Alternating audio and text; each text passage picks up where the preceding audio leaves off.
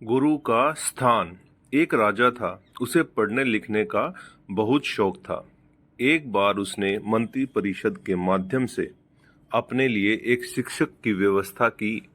शिक्षक राजा को पढ़ाने के लिए आने लगा। राजा को शिक्षा ग्रहण करते हुए कई महीने बीत गए, मगर राजा को कोई लाभ नहीं हुआ। गुरु तो रोज खूब मेहनत करता था, परंतु राजा को उस शिक्षा का कोई फायदा नहीं हो रहा था। राजा बड़ा परेशान। गुरु की प्रतिभा और योग्यता पर सवाल उठाना भी गलत था, क्योंकि वो एक बहुत ही प्रसिद्ध और योग्य गुरु थे। आखिर में एक दिन रानी ने राजा को सलाह दी कि राजन, आप इस सवाल का जवाब गुरुजी से ही पूछ कर देखिए। राजा ने एक दिन हिम्मत करके गुरुजी के सामने अपनी जिज्ञासा रखी। हे गुरुवर, क्षमा कीजिएगा, मैं कई महीने से आपसे शिक्षा ग्रहण कर रहा हूँ, पर मुझे इसका कोई लाभ नहीं हो रहा। ऐसा क्यों? गुरुजी ने बड़े ही शांत स्वर में जवाब दिया, राजन, इसका कारण बहुत ही सीधा सा है। गुरुवर, कृपया करके आप शीघ्र इस प्रश्न का उत्तर दीजिए। राजा ने विनती की। गुरुजी ने कहा, राजन, बात बहुत छोटी है, परंतु आप अपने बड़े होने के अहंकार के कारण इसे समझ नहीं पा रहे हैं और परेशान और दुखी हैं। माना कि आप एक बहुत बड़े राजा हैं, आप हर दृष्टि से मुझसे पद और प्रतिष्ठा में बड़े हैं, परंतु यहाँ पर आपका और मेरा रिश्ता एक गुरु और शिष्य का है।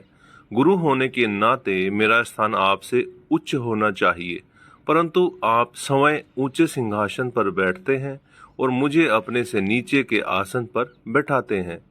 बस यही एक कारण है जिससे आपको न तो कोई शिक्षा प्राप्त हो रही है और न ही कोई ज्ञान मिल रहा है।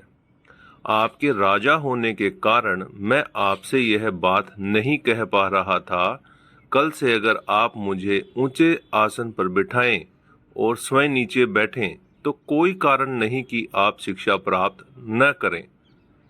राजा की समझ में सारी बात आ गई और उसने तुरंत अपनी गलती को स्वीकारा और गुरुवर से उच्च शिक्षा प्राप्त की।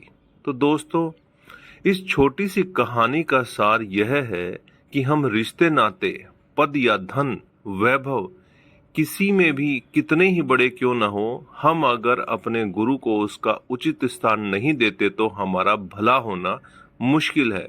और यह स्थान का अर्थ सिर्फ ऊंचा या नीचे बैठने से नहीं है। इसका सही अर्थ है कि हम अपने मन में गुरु को क्या स्थान दे रहे हैं। क्या हम सही मायने में उनको सम्मान दे रहे हैं या स्वयं के ही श्रेष्ठ होने का घमंड कर रहे हैं? अगर हम अपने गुरु या शिक्षक के प्रति हेय भावना रखेंगे तो हमें उनकी योग्यताओं एवं अच्छाइयों का कोई लाभ नहीं मिलने वाला। और अगर हम उनका आदर करेंगे, उन्हें महत्व देंगे, तो उनका आशीर्वाद हमें सहज ही प्राप्त होगा। तो दोस्तों, ये आपको कैसा लगा नीचे कमेंट करके बताइएगा। नए हैं तो चैनल को सब्सक्राइब कीजिएगा, शेयर कीजिएगा। आप सभी लोगों का तहे दिल से बहुत बहुत धन्यवाद। नव वर्ष की शुभकामनाएं।